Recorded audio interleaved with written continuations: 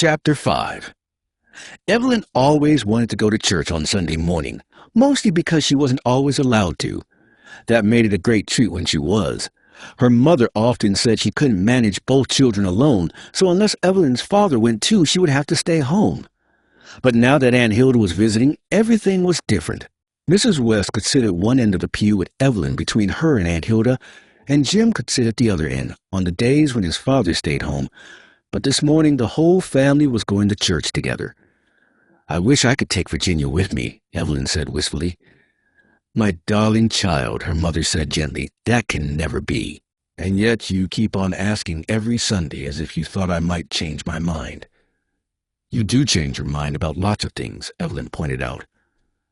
"Not about something like that," Mrs. West replied firmly. "Just imagine, if every little girl took a doll to church, what would the minister say?" "Of course you couldn't take a doll to church," said Jim, with the air of one repeating an obvious rule. "You don't see me taking a bat or a ball and marbles." "You can take a book," Evelyn argued. "I don't see why I can't take a doll." "If you come to church," said Mrs. West, "I want you to sit as still as a mouse and listen to what Mr. Merrifield says. I'm sure you can understand some of it." Evelyn was very fond of Nancy's father, but she could not see why he always preached such long sermons about things she didn't understand. She meant to ask him someday very kindly whether he thought it fair not to let someone take her doll, especially if she didn't know how to read. It made the time feel much longer. And yet, long as it always seemed, Evelyn never wanted to be left behind. That morning, as they sat in their pew, Evelyn noticed that 2 flags were hanging from the gallery. One was the familiar Stars and Stripes, just like the one that hung from Aunt Hilda's window at home. But the other was new and strange. It was white, with the image of an Indian in the center. Evelyn was so curious that she leaned toward her mother and whispered, "Why are the flags there? And what's the flag with the Indian?" It was such a loud whisper that Nancy turned around to look at her, and Mrs. West quickly whispered, "Hush, dear." There was a good deal in the sermon that Evelyn could understand. It was all about preparing for and doing one's part in the war. "No one can be exempt from this service," Mr. Merrifield said. "There is no age limit, and neither can any physical disability exempt a man. If he is unable to fight, he can serve the state in some other way." Here Mr. West began to listen more closely. He had often felt troubled that, at 41 years old and hampered by poor eyesight, he couldn't take an active part in the war. "Sex does not exempt anyone either," the minister went on. Mrs. West looked slightly guilty, while Aunt Hilda sat up a little straighter and resolved then and there to attend war relief meetings 4 times a week instead of just twice. "And even the smallest child," said the minister, "can find some small way to help." Evelyn sat up, thinking hard. What could she do? Of all the family, Jim was the only one who felt thoroughly pleased with himself. Of course, he wished he were old enough to fight, but since he wasn't, he had made a washcloth, and Daddy felt was definitely doing his bit. After church, there was a great deal of talk about the sermon. Everyone agreed it was a fine one. Some people went home and forgot all about it, but others, like the West family, set to work trying to find some small thing they could do to help.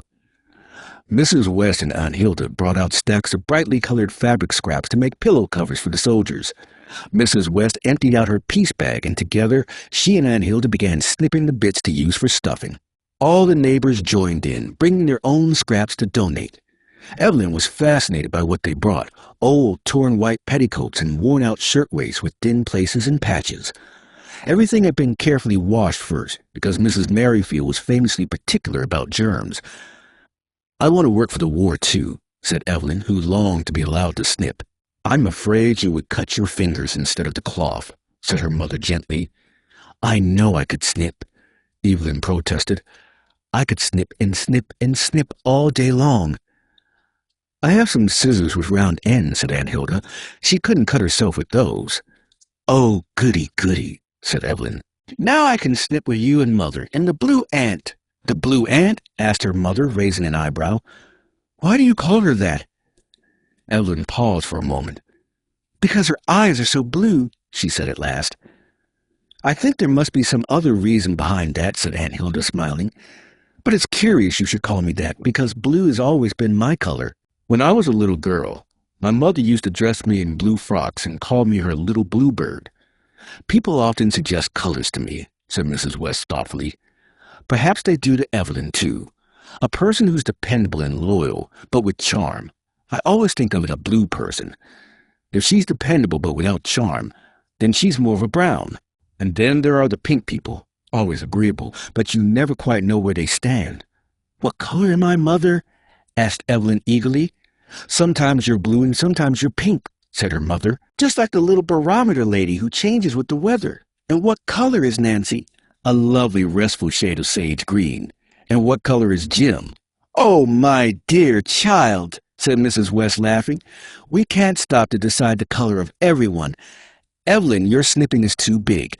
You want to do it properly if you're going to help. You don't want to be a pink child, but a blue one. Evelyn took this very seriously and worked hard to snip nicely.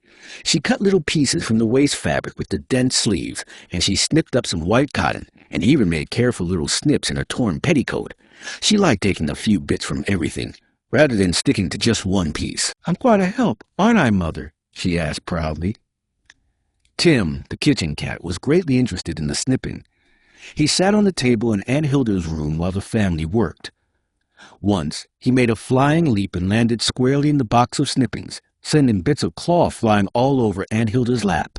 I think it might be a good idea if you and Timmy went out to have a good play this sunny morning, said Mrs. West. But Evelyn and the kitten much preferred to stay just where they were. Nancy got interested in snipping, too, and one afternoon she came over to play with Evelyn. She brought her blunt-pointed scissors and a faded pink frock that she had torn very badly the last time she wore it. It's such a big Mont d'Or right down the front, said Mrs. Merrifield. It would be impossible for any little girl to wear again. The children might as well snip it up. It was the same afternoon that the Alliance was meeting at the parsonage, and Mrs. Merrifield was glad to have Nancy out of the house. Mrs. West and the Blue Aunt were both going to the meeting, and since it was their afternoon out, Catherine was to take care of the children. It was a chilly day, so Mrs. Merrifield said she did not want Nancy playing outside. Catherine built a bright wood fire in the nursery and sat there with her sewing while the children did their war work. They were as good as little girls could possibly be, and were thoroughly enjoying snipping up the pink frock. Nothing would have happened, nothing at all, if the postman hadn't brought Catherine a letter from home that afternoon.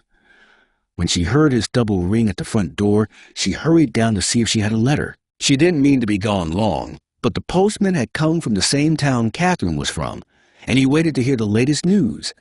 The letter told her that Catherine's youngest brother had enlisted. Excited and emotional, she had to telephone her sister and read the letter aloud. She knew Nancy was such a good child, capable and orderly, that she felt sure everything would be fine upstairs. So she was surprised when, after checking the clock and realizing she'd been gone more than half an hour, she returned to find the children still perfectly quiet. They had put the box of snippings away and were playing with dolls when Catherine came in, and yet in that short time something very naughty had been done. What a pretty dress yours was, Nancy, before it faded, said Evelyn. I wish ugly dresses would fade. I have a hideous plaid dress Aunt Mattie gave me. Do you want to see it? Evelyn went to get the plaid dress and brought it over to show Nancy. It is ugly, said Nancy honestly. I wish I could snip it up, said Evelyn. It would make a nice inside for a soldier's pillow. Of course you can't snip it up, said Nancy. That would be very naughty. Oh, Evelyn, she cried, horrified, as Evelyn suddenly snatched the scissors and took a sneaky little snip out of the dress. I hate it, said Evelyn fiercely. It will make a nice soft cushion for the soldiers. Nancy looked at her with wide, reproachful gray eyes. But Aunt Mattie was so kind, and she thought it was a nice present. It is not a nice present, said Evelyn stubbornly, and snipped another piece from the skirt. It's spoiled now, she added. You might as well help me cut it up. I won't help you, said Nancy. Evelyn was beginning to feel sorry for what she had done, but it was too late now. It would have made a good dress for some other little girl, said Nancy sadly. Evelyn snipped a piece from the sleeve. I'd like to get it all snipped up before Catherine comes back, she said. I think you're hard not to help me. I won't help you, repeated the usually gentle Nancy. Evelyn kept snipping until she heard Catherine step on the stairs. Then she quickly stuffed the dress into the box of snippings in the closet. When Catherine came into the room, she found two little girls sitting quietly, playing with dolls. Did you get tired of your war work? She asked in her warm, deep voice. Nancy hung her head and looked as though she had done something very wrong. But Evelyn said brightly, "Yes, we thought we wouldn't snip anymore." "Then sweep up the pieces on the floor," said Catherine. Evelyn got down hastily and began to pick up the pieces, for there were some telltale bits of plaid among the snippings. "Don't bother, Catherine," she said quickly. "You're a good little girl to tidy up the room," said Catherine, smiling. Evelyn glanced at Nancy, who still looked troubled. Catherine, unsuspecting, was thinking about the letter from home, her eyes on her own sewing. Evelyn was an honest child, and that undeserved praise made her feel very uncomfortable. She had meant to tell her mother about the dress, but not tonight. She hoped her mother wouldn't mind very much. She would explain how ugly the dress had been, and how hard it was for a little girl to wear something she hated, and how useful a nice soft pillow would be for a soldier. But in the back of her mind, she knew perfectly well that she had been a naughty girl.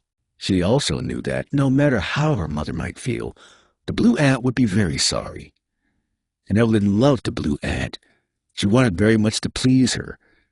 If only she had thought of Aunt Hilda, and of the kind things she had said about not hurting Aunt Mattie's feelings, she never would have snipped up the dress.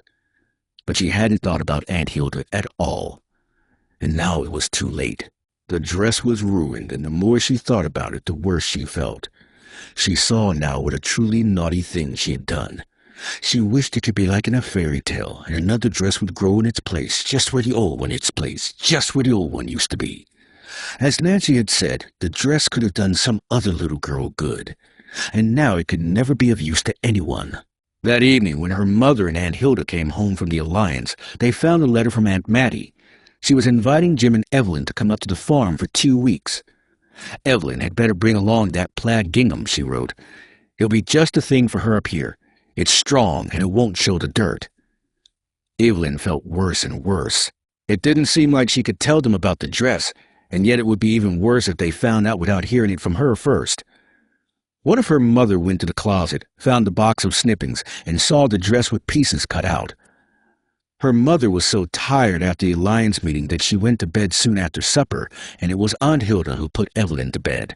Evelyn looked at dear Aunt Hilda and wondered if she could find the courage to tell her what a bad girl she had been. Aunt Hilda was very sweet but serious, and the little girl found it hard to begin.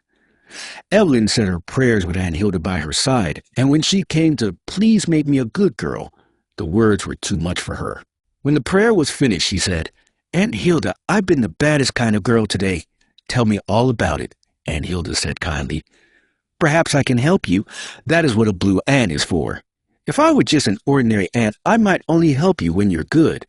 But as I am a blue ant, I hope I can be useful when you're not so good." And as Evelyn looked up at Aunt Hilda, standing in her black gown with the white frill about the neck and those kind blue eyes, she was no longer afraid. It was easy to tell her the whole story. "I was very bad," she said. "I snipped up the plaid dress for the insides of the soldiers' pillows." "Yes, I know," said Aunt Hilda gently. "I went to the nursery closet to get some more brown wool for my sweater and stopped to put the box of snippings back on the shelf. So I knew what had happened. I was sure the pussycat could not have snipped it, and I knew Catherine or Nancy wouldn't have done it either. Does Mother know? I thought I would wait for you to tell us.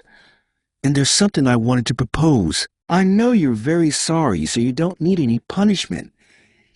It's very strange," she added softly, "but usually when we do wrong, we feel a kind of punishment in our hearts because we feel so badly."